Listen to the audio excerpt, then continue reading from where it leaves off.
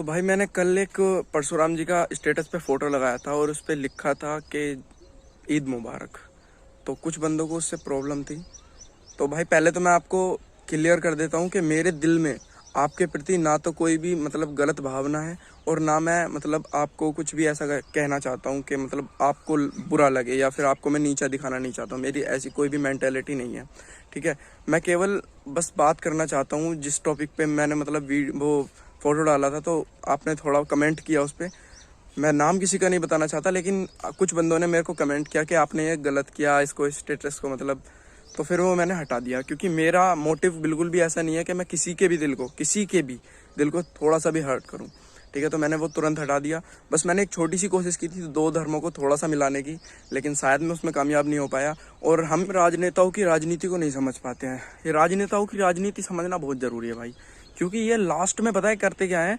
Last में जब इनका इलेक्शन का टाइम आता है, करते हैं कि पाकिस्तान को मारना है, पाकिस्तान के फौजियों को मारना है, ठीक है। ये हर मतलब इलेक्शन में होता है। क्या मतलब पाकिस्तान को मारना है, मतलब क्या मतलब मोमडन। क्या मोमडन हमसे अलग है क्या?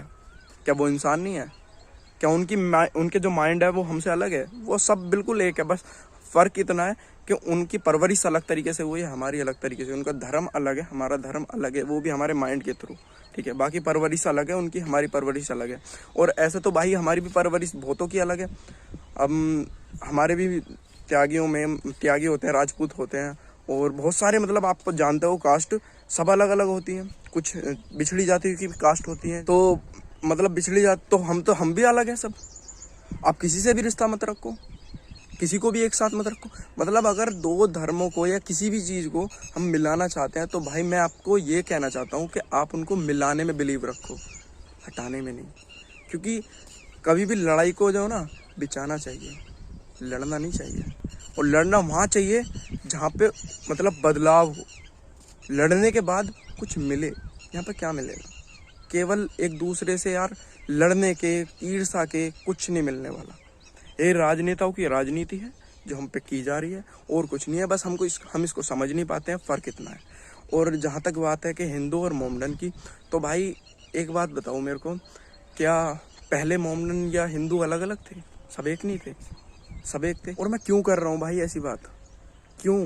क्या फ़ायदा है? ये हाथ जब तक ये उंगलियां अलग अलग हैं, कमज़ोर हैं, जिस दिन ये मुक्का बन जाएगा, सबको पता है, सबको मिलाने के लिए, ताकत बढ़ाने के लिए। बचपन में सबने एक स्टोरी सुनी है, सबने। एक किसान था जो अपने बेटे से बोला है कि एक लकड़ी तोड़ो, उसने तोड़ दी। 5 लकड़ी एक साथ दी तो नहीं टूटी उस पर। 5 लड़कों से अपने से बोला था, 5 में से एक भी नहीं तोड़ पाया। तो उनको बताया था ये कि भाई एक साथ लकड़ियों को नहीं तोड़ा जा सकता, लेकिन एक एक करके तोड़ा जा सकता है।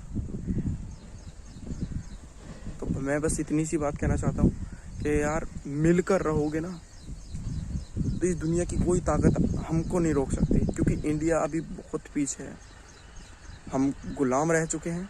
हमें ज़रूरत है, और हमारी जनरेशन को ज़रूरत है जो आने वाली है। तो बस इतनी सी मैं बात बोलना चाहूँगा। अगर आप इस दुनिया को एज इट इज़ देखोगे जैसी ये है, तो आपका और शायद आने वाली हमारी जनरेशन का बहुत फ़ायदा हो जाए।